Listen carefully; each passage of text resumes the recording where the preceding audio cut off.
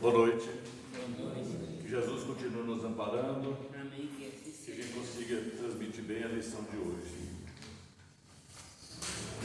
O segredo não é correr atrás das borboletas, e sim cuidar do nosso jardim para que elas venham até nós. É uma reflexão que serve para tudo, né? O tema de hoje: não saiba a vossa mão esquerda o que dê a vossa mão direita, que é o capítulo 13, item 18, os órfãos. Evangelho segundo o Espiritismo. Por que existem órfãos? Em cada criança vive um espírito muito antigo, que retorna à vida material para reparar os erros do passado, suportar as provas e seu adiantamento moral. Em casos raros e especiais, realizar uma missão elevada para o progresso geral da humanidade. Esse caso especial mesmo, muito raro. E para que serve? Para que existe o órfão? Para tocar a minha sensibilidade, a nossa sensibilidade, para despertar o sentimento de solidariedade, mas mesmo assim ainda não é tocado por nós, porque é natural ver os meninos na rua, perambulando pelas ruas, e é natural ver o descaso, o desamparo dentro de nós, infelizmente. Há dois tipos de orfandade: expiação e pelo egoísmo. Moradores de rua, como olhamos?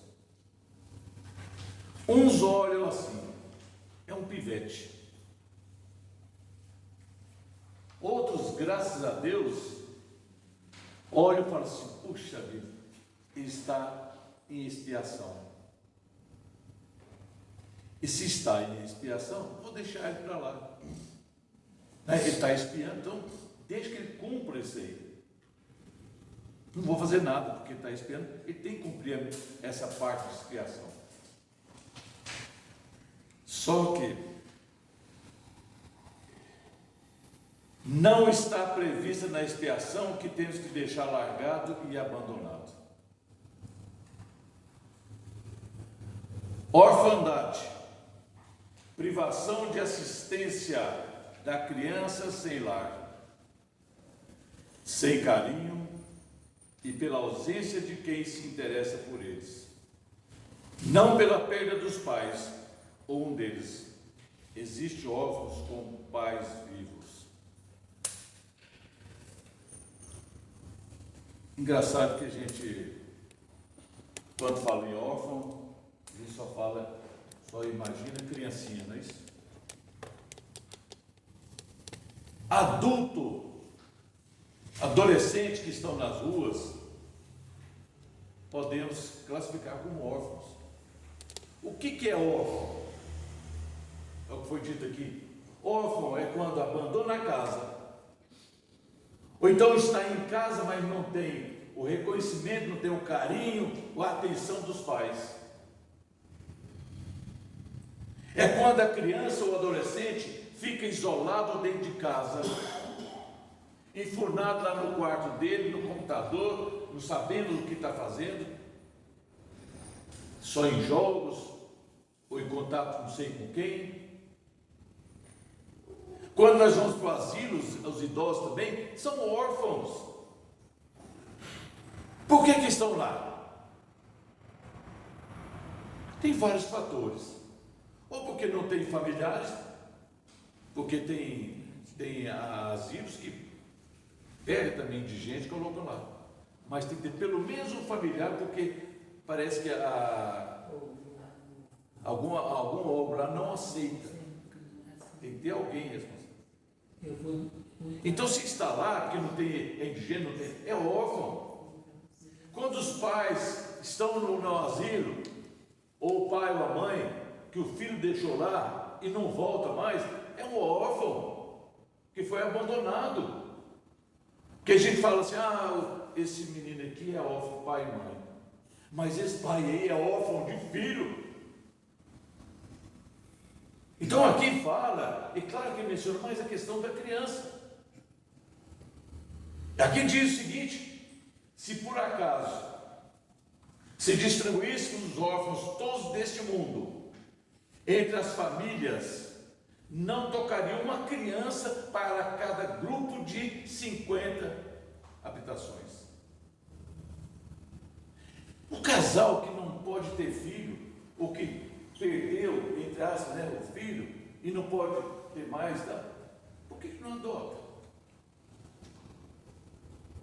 Às vezes, por questão de egoísmo, de orgulho, chega lá, não, é feinho, porque não gostei da cor. Infelizmente fala isso. E continua lá. E essas crianças que abandonadas, fogem de casa, porque é maltratado pelos pais. Principalmente os pais que às vezes se embriagam sempre. Eles vão para a rua porque estão fugindo de uma violência de casa. Mas lá na rua vai encontrar outros escolados na malandragem, na bandidagem.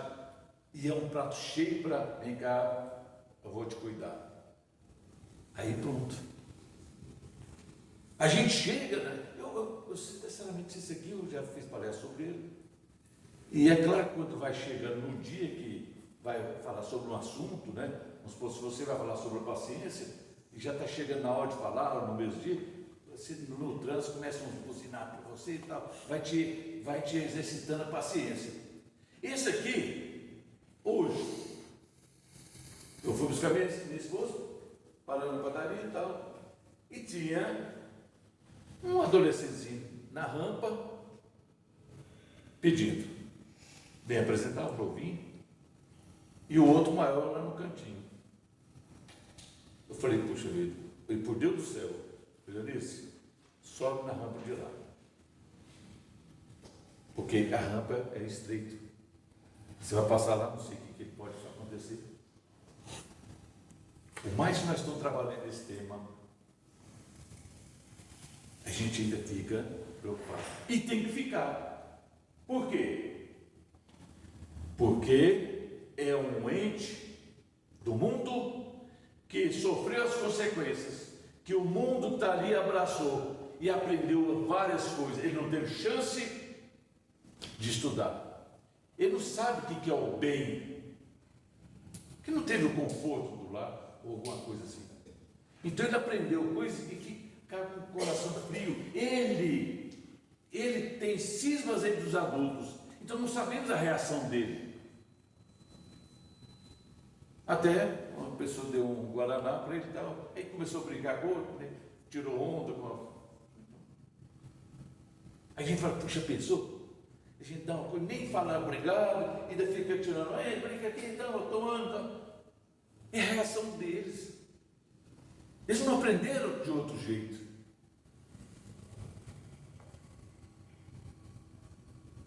Quantos jovens estão sofrendo de bullying? Meu Deus. E que às vezes não tem aquele preparo, e às vezes está em casa, a mãe, o pai às vezes não nota a diferença, que está diferente de antes, que antes era um menino alegre, depois começou. Então às vezes, esse menino é adolescente e tal, às vezes procura ir com carinho, ver o que é, para descobrir o que é, e se é burro, vamos cuidar, o que é isso e tal.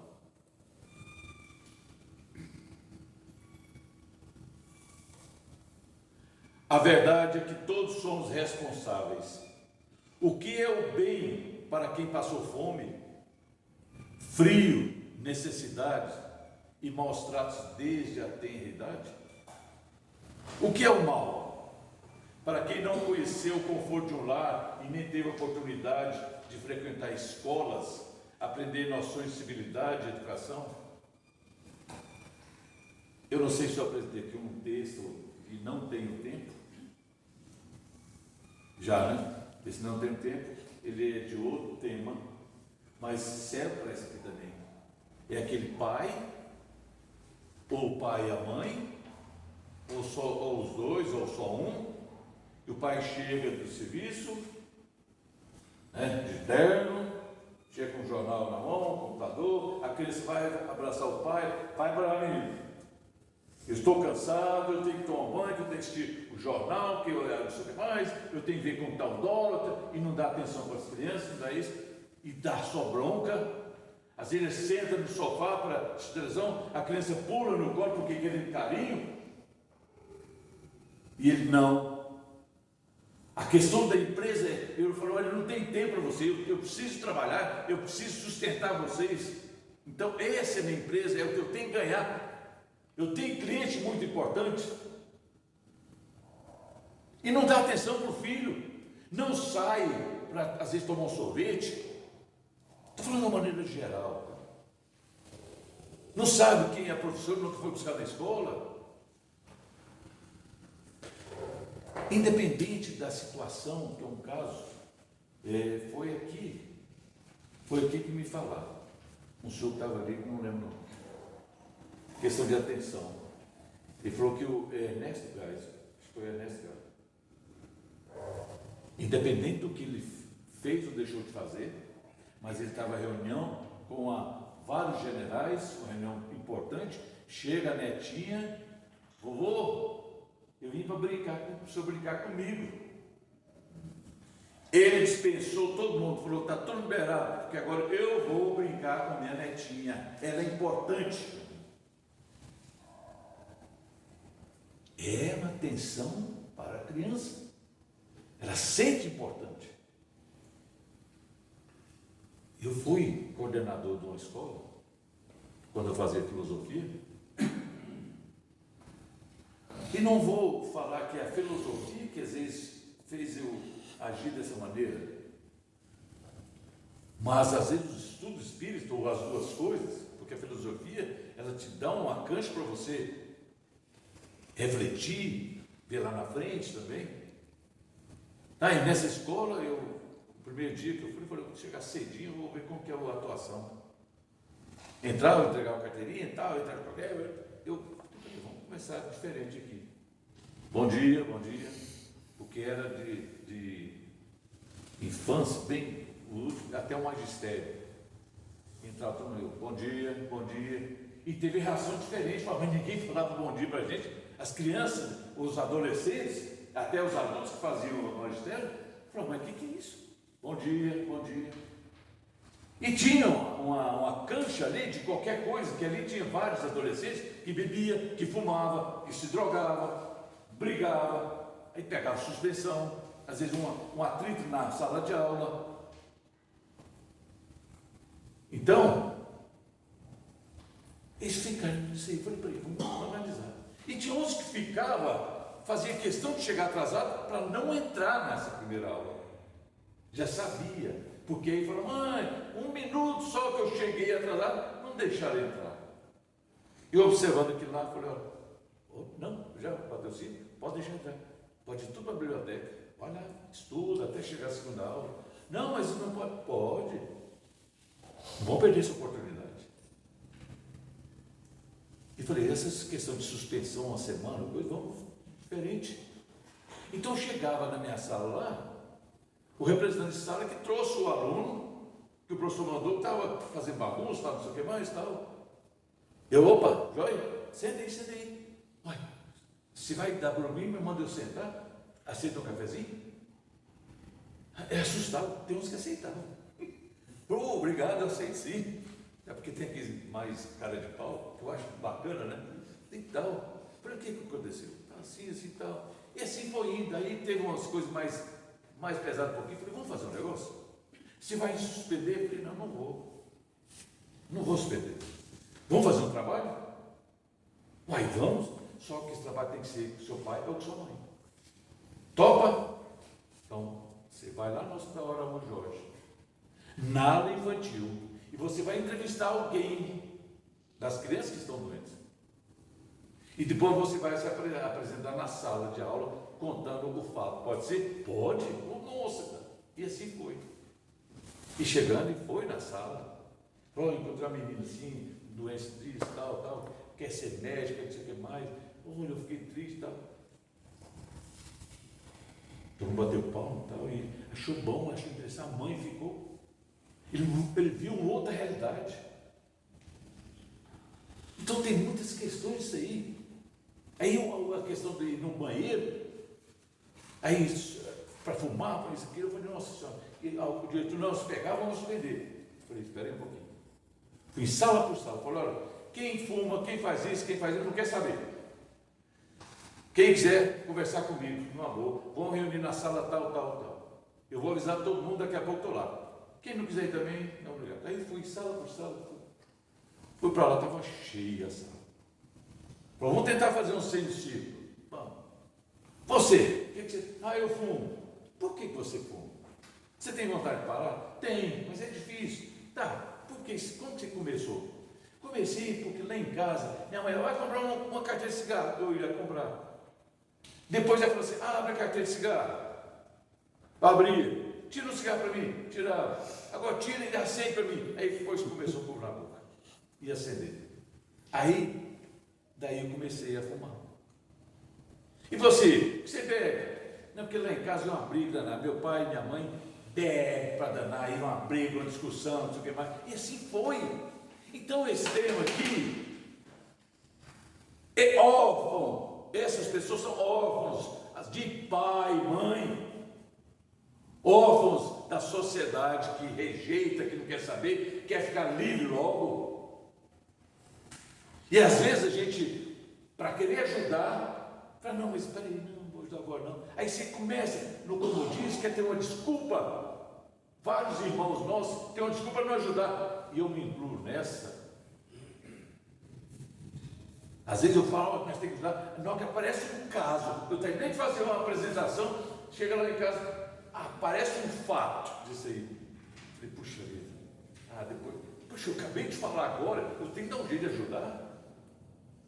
De alguma forma. Então como nós vamos fazer para esses órfãos? Ajudar. Mas como? Você vai levar para casa? Não dá. Nem no mundo espiritual não entra pessoas com uma índole protegida até que se arrependa.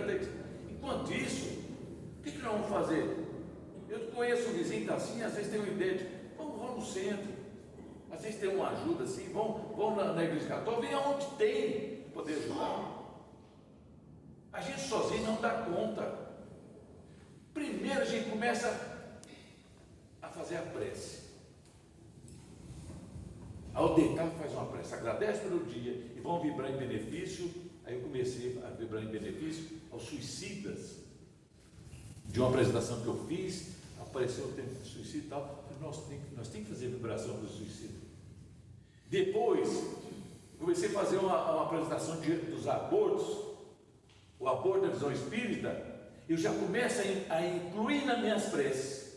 Eu não estou contando vantagem não, tá, gente? Incluir nas minhas preces, em benefício dos abortados e das pessoas que abortam. Essas pessoas incluem a mãe e os homens. Os homens abortam? Sim. Quando fala assim, aborta. Eu não quero esse filho, não, pode abortar. Ele está abortando também. Então eu vou me incluindo, agora já estou incluindo os órfãos. Então nós temos que procurar um jeito. De canto você sabe que eu não sei. Eu só sei que eu estou começando a vibrar de pensamento, de prece, para ajudar essas pessoas. Eu não posso olhar ela como pivete, eu tenho que olhar ela como vítima da sociedade que, de uma maneira ou de outra, foi rejeitada. E aí nesse texto aí fala, no livro, é o Anjos da Caridade, ele fala aí, olha aqui.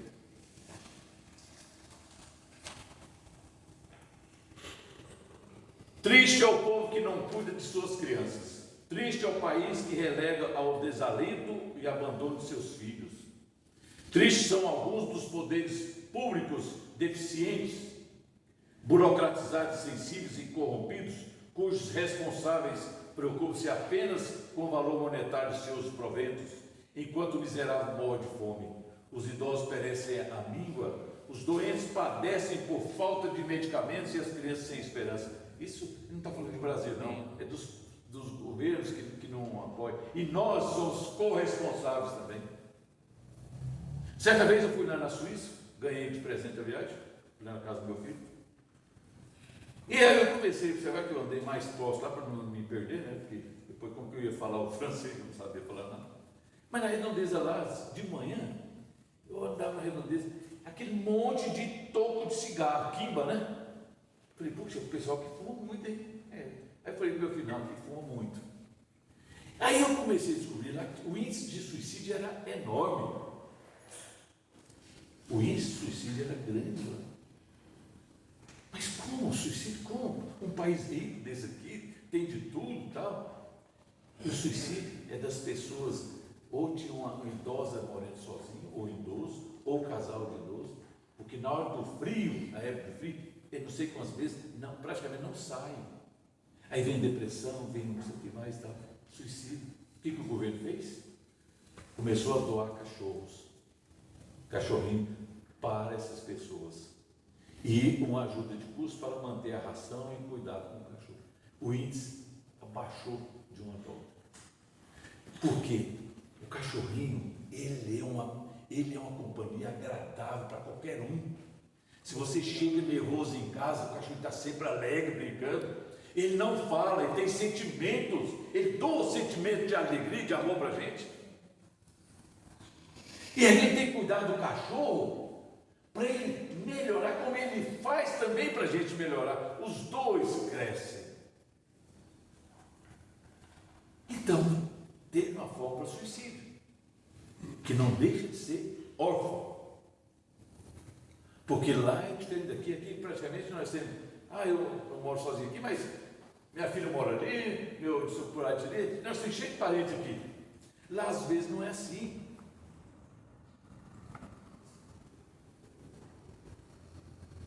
Quase. Está já, né? Então vamos para ir finalizando. No texto diz, queridos irmãos, o que queremos dizer é que sempre iremos encontrar desculpas quando não temos vontade e disposição para fazer algo. E se nós entregarmos à apatia e ao comodismo, iremos perceber, tardiamente, que o tempo passou e perdemos um dos mais preciosos talentos que o Pai Eterno nos concedeu, que é o tempo. Vocês fazem marmitex no domingo, vai lá entregar a janta. Aquela fila de gente, todos moradores de rua, todos órfãos. O amor que vocês colocam na comida, o amor que vocês têm em entregar para satisfazer a fome deles, para dar esse carinho, ele já tem uma parte, ele já começa a despertar a parte dele, um sentimento. Eu falei, puxa, alguém está importante com a gente. Por mais que tenha aqueles que já vivem sempre, embriagado, mas ele tem às vezes essa sensação. E quem dera fosse, às vezes, eles pudessem participar de uma pré-eleição, igual nessa época que eu fiz com os filhos, eu coloquei os pais, enchemos uma sala e chamei a atenção dos pais. Por que não está dando atenção para os filhos? Por que não faz isso? Por que não faz lá? Eu tinha um texto grande, 21 de item para trabalhar esse pessoal. As mães gostaram, muitos modificaram, outros não tinham jeito. Às vezes já estava naquele sistema, não vai. Mas que se recuperasse um só, já é grande coisa. Então, parece que não, mas esse alimento que leva lá, espírito faz doação, isso hoje, amanhã está com fome de novo. Não interessa, alguém está se importando com eles. E às vezes, é igual você chega no asilo, tem aqueles que estão lá na cadeia de rodas e não quer conversa, porque eles estão danados da vida, porque os filhos deixaram eles lá no asilo e nunca mais voltou. Aí você puxa assunto, ele não responde. Puxa assunto, não responde. Quando é feito, começa a falar. Aí fala meia hora, Depois que a gente termina, oh, nossa, nossa conversa foi muito boa, gostei de conversar com você. Mas não conversei, só escutei. Então ele sentiu importante. Ele sentiu importante. Então, se na hora que vai dar o alimento, às vezes, no Aue, tem um lá que já, às vezes, bom de conversa, tal, o que é? Não, você faz uma prece? Faz uma prece para vocês e tal. Aí, né? Sempre quando tem a chance, às vezes, bate um papo com uns. Eu acredito que quando tem uma chance, conversa mesmo. Que Jesus continue nos amparando. Muito obrigado. Se me permite, vou sortear os livros, tá? E tem alguém que não tem texto ainda, né?